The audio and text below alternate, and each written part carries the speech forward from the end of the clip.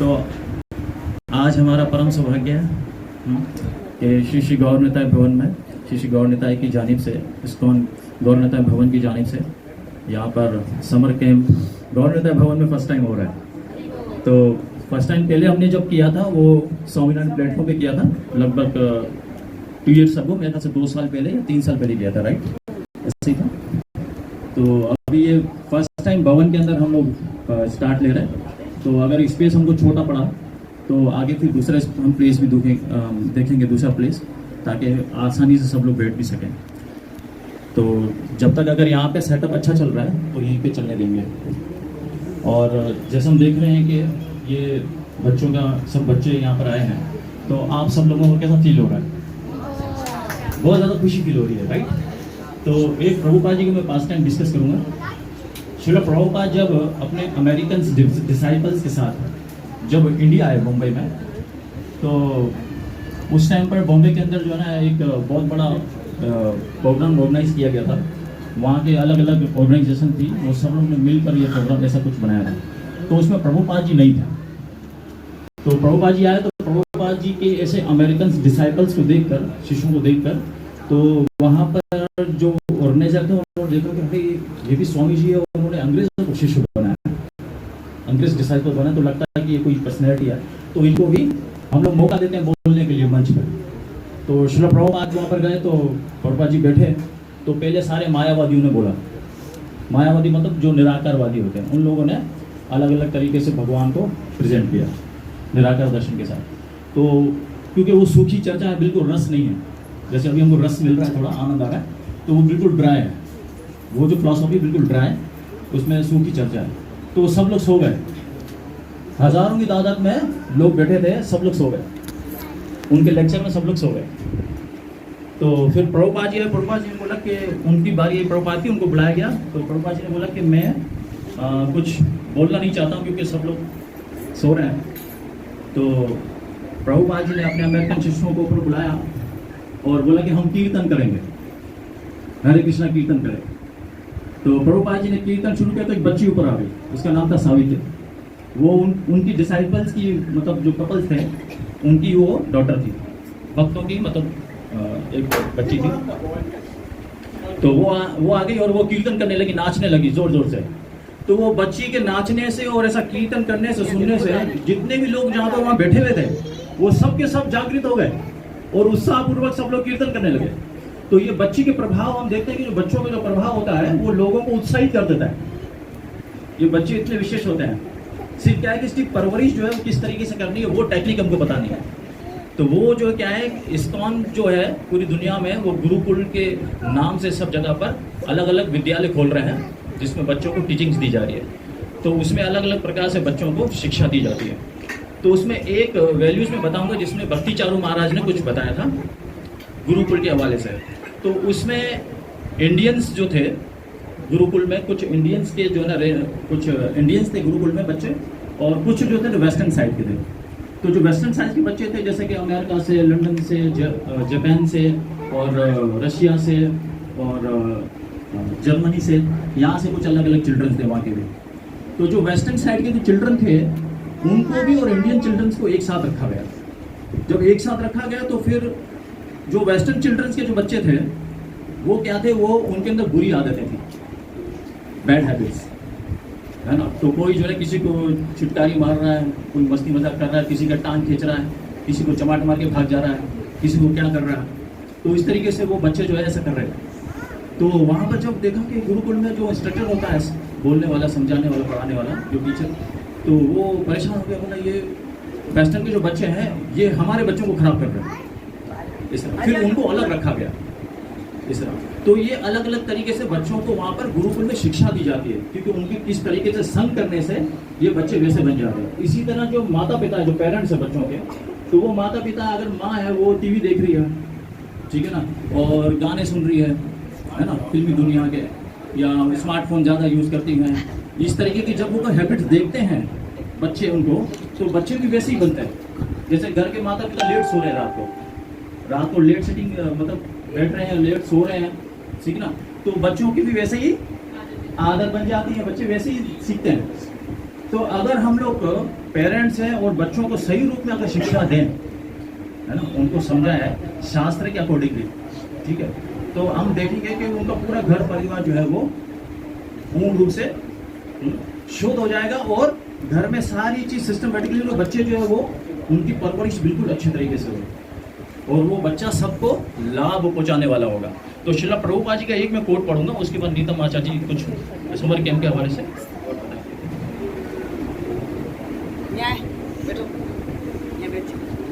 श्रील प्रभुपाद जी एक कोट में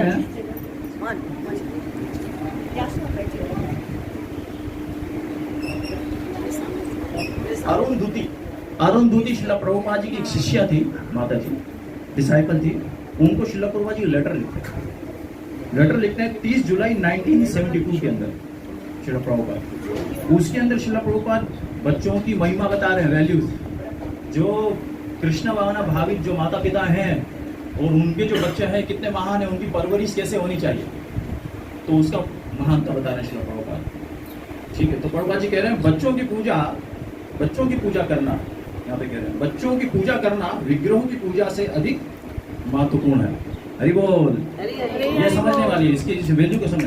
प्रभुपाद जी एक्चुअली समझा रहे हैं कि बच्चों की वैल्यूज बता रहे हैं। अब इसका मतलब ये नहीं है कि भगवान की वैल्यूज नहीं है, ऐसा नहीं है, लेकिन क्या है कि जो माता पिता है उनको शिक्षा दे रहे हैं। तो अब ये जो माता है अरुण दूती, ठीक है, तो ये इनके बच्चे थे और उनकी परवरिश कैसे करनी तो उसको नहीं पता, तो श्रील प्रभुपाद जी लेटर पे लिखकर उनको समझा रहे हैं कि उनकी परवरिश कैसे करनी चाहिए। तो श्रील प्रभुपाद जी यहाँ पे ये उनको विषय में लिखते हैं कि बच्चों की पूजा करना विग्रहों की पूजा से अधिक महत्वपूर्ण है। विग्रह मीन्स मूर्तियां, है ना, इसको अच्छे विग्रह कहते हैं। तो उससे ज्यादा महत्वपूर्ण इंपॉर्टेंट है। तुम अपने बच्चों के साथ समय नहीं बिता सकते तो पुजारी की अपनी सेवा को रोक दो। क्या बोल रहे हैं श्रील प्रभुपाद? बच्चों को टाइम दो, पुजारी की सेवा जो है वो आरती पूजा ये रोक दो आप, लेकिन बच्चों को आप शिक्षा दो, उनको बचा के रखो, उनको सिखाओ सारी चीजें, बुरी आदतों से बचाओ। ये बहुत बड़ी बात बोल रहे हैं श्रील प्रभुपाद। क्योंकि श्रील प्रभुपाद आगे इसकी वैल्यूज बताए। क्यों ऐसा बोला प्रभुपाद ने? प्रभुपाद जी कह रहे हैं कि हमें श्री कृष्ण द्वारा ये बच्चे प्राप्त हुए हैं। किसने दिए? तो हमारे जो अल्टीमेट जो पिता है, हमारे जो असली जो पिता है वो कौन है? भगवान श्री कृष्ण है। ये भगवद गीता में स्टेटमेंट दिया भगवान ने, पिता महा अस्यो माता दाता पिता महा वेद्यम पवित्र ओंकार ऋग साम यजुर एवच। तो भगवान जो है वो सेकेंडरी पिता जो ब्रह्मा जी हैं, लेकिन उनके भी जो पिता है पर पिता महा वो कौन है? भगवान कृष्ण है। तो बच्चों को ये वैल्यूज पहले सिखानी चाहिए। ये हमारे असली पिता कौन है? भगवान कृष्ण है। हमारे माता पिता वो है, अवर मदर एंड फादर वो कौन है? भगवान कृष्ण है। वो असली हमारे अल्टीमेट माता पिता वो है। तो उसके बारे में हमें शिक्षा देनी चाहिए उनको, वरना बच्चे क्या होंगे? हमसे आसक्त हो जाएंगे माता पिता से शुरू से ही। प्रहलाद महाराज जो है उन्होंने क्या शिक्षा दी? वो अपने फेलोज को बता रहे हैं। प्रहलाद महाराज जब विद्यालय में पढ़ रहे हैं तो अपने फेलोज को बता रहे हैं कि कुमार आचरित प्रज्ञो, मतलब 5 साल की उम्र से ही हमें भगवत शिक्षा लेनी चाहिए, आध्यात्मिक शिक्षा को सीखना चाहिए। तो ये शिक्षा है वास्तव में महात्माओं के द्वारा दी गई है।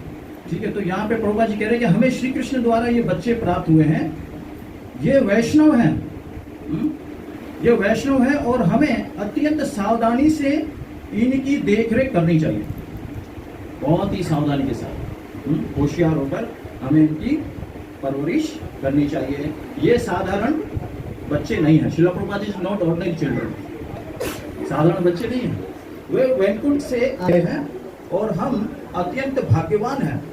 मतलब हम बहुत भाग्यशाली हैं कि हमें इन्हें कृष्ण भक्ति में आगे बढ़ने का अवसर दे सकते हैं। हम इन्हें यानी कृष्ण भक्ति में आगे बढ़ने का हम उनको मौका दे सकते हैं। तो हमारी ये ड्यूटी है माता पिता की। तो ये बहुत बड़ी जिम्मेदारी है, इसकी अपेक्षा ना करो। प्रभुपाद जी कह रहे हैं कि बहुत बड़ी रिस्पॉन्सिबिलिटी है।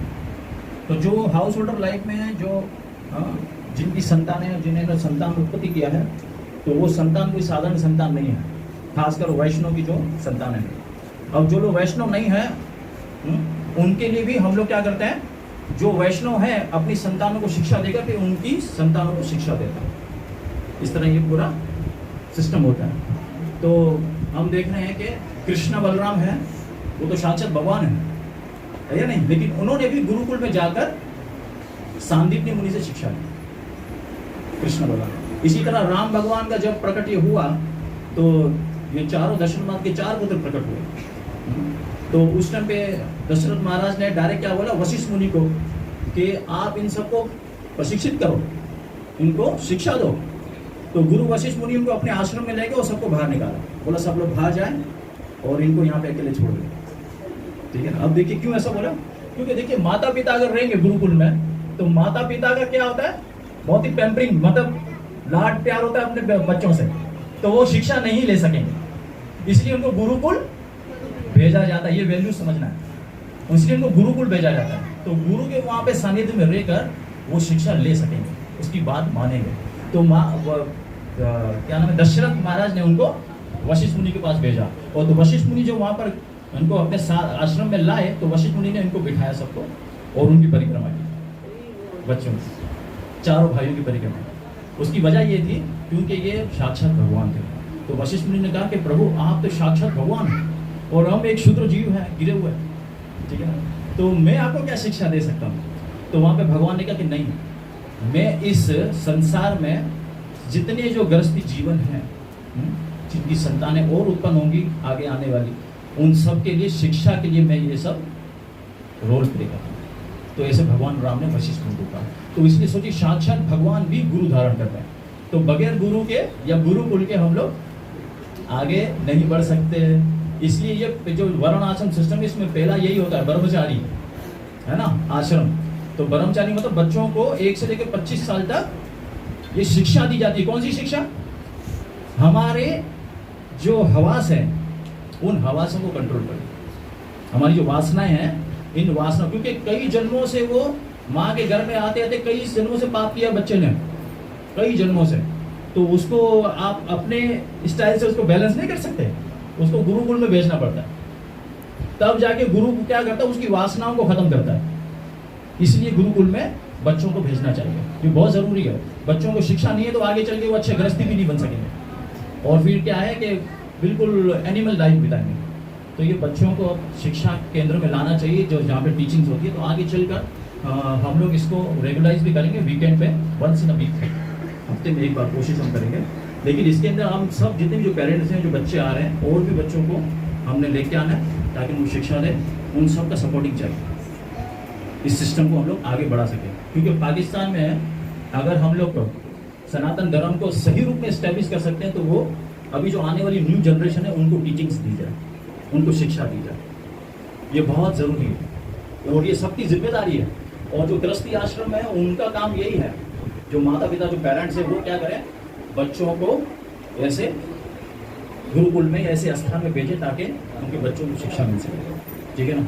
तो जो गृहस्थी आश्रम में है वो धन भी कमाते हैं, समय बहुत कम है, लेकिन जितना हो सके, जैसे अभी 2 महीने का समर कैंप लगा है तो 2 महीने में हम जितना ले सकते हैं, ठीक है। तो आज का हमारा जो फर्स्ट सेशन होगा वो गौ पूजा सेवा होगा, तो हम सब लोग चलेंगे वहाँ पर, पहले गौ पूजा करेंगे, ठीक है, फिर उसकी ब्रीफिंग गीता माता जी करेंगी और फिर थोड़ा सा कीर्तन करेंगे बच्चों के साथ, और बच्चे जो है गौओं को घास खिलाएंगे, ठीक है, गौ का प्रणाम मंत्र इत्यादि ये सब हम वहाँ पे करेंगे। तो पहला लाइट सेशन लेंगे थोड़ा सा, और फिर नेक्स्ट सेशन में तुलसी पूजा, ऐसे बहुत सारी चीज़ें हम टाइम के हिसाब से देखेंगे कितना हम बैलेंस कर सकते हैं। तो ये बहुत ज़रूरी श्लोकाज हैं और भी इसमें चीज़ें बाकी गीता माता जी और गाइड करेंगी। हरे कृष्णा, श्री गौर निताय की।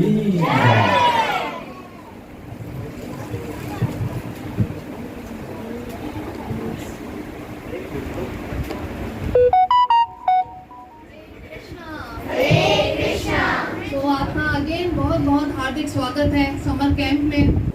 अब इसको समर कैंप तो नहीं कहना चाहिए, संडे गुरुकुल कहना चाहिए। एक तरह का मिनी गुरुकुल है जो नाम सखा प्रभु ने भी बताया।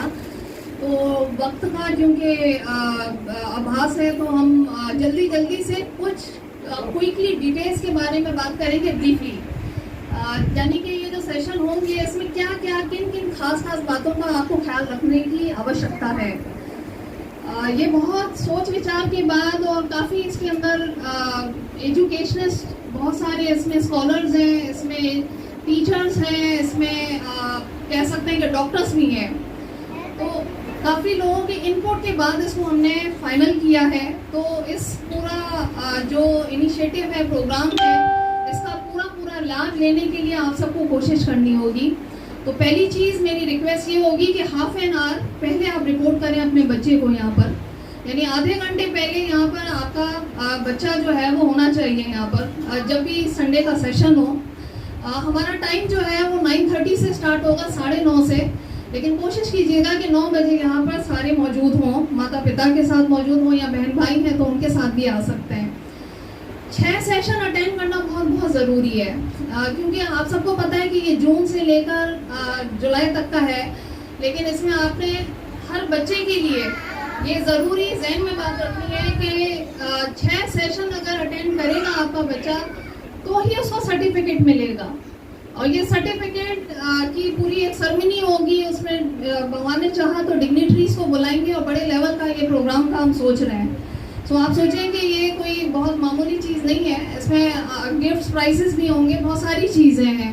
तो 6 सेशन अटेंड करना बहुत ज़रूरी है। आज जिन लोगों ने मिस किया है सेशन, तो उनके पास अभी भी मौका है कि आगे के वो 6-7 सेशन अटेंड कर लें।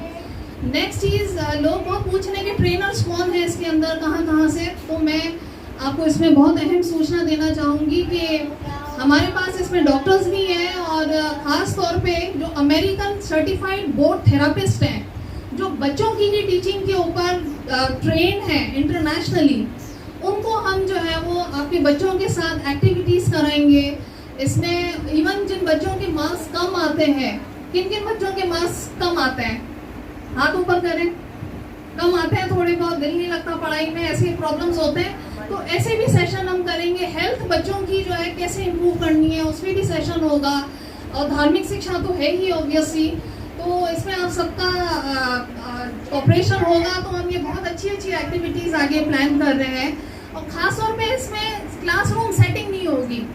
गुरुकुल जो होता है उसमें क्या होता है, बेसिकली प्रैक्टिकल एक्टिविटीज़ ज़्यादा होती हैं। ऐसा नहीं कि बस पढ़ाया जा रहा है, बच्चा सुन के बोर हो रहा है। तो ये बिल्कुल जहन में मत रखिएगा, इसमें बिल्कुल इंटरैक्टिव होगा, ग्रुप एक्टिविटीज़ होगी, कॉम्पिटिशन्स होंगे। और जैसे मैंने कहा कि बहुत ट्रेन सर्टिफाइड अमेरिकन क्वालिफाइड लोग जो हैं वो उसको रन कर रहे होंगे आगे।